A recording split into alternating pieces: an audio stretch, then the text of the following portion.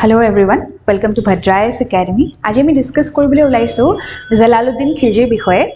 জালালুদ্দিন খিলজিয়ে ভাৰতত খিলজি বংশৰ প্ৰতিষ্ঠা কৰিছিলে। এতিয়া এই খিলজি লোকসকল আছিল কোন?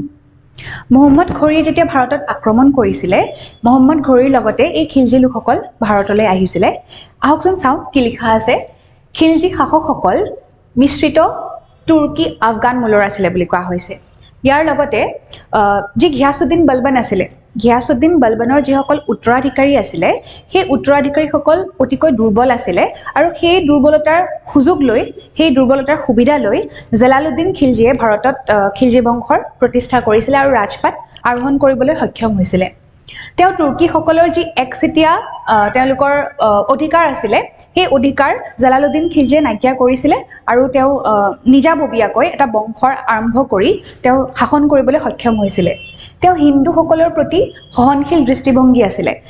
যদিও তেওঁ এগৰাকী মুছলমান শাসক আছিলে, তেওঁ হিন্দুসকলৰ প্ৰতিও সেই সহনশীলতাৰ ভাৱ ৰাখিছিলে।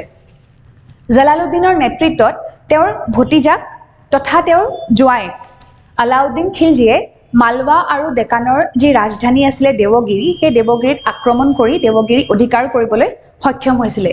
ইয়াৰ লগে লগে শেষত আলাউদ্দিন খিলজিয়ে জালালুদ্দিন খিলজিক হত্যা কৰে আৰু জালালুদ্দিন খিলজিক হত্যা কৰি আলাউদ্দিন খিলজিয়ে নিজে ৰাজপাট আৰোহণ কৰিছিলে।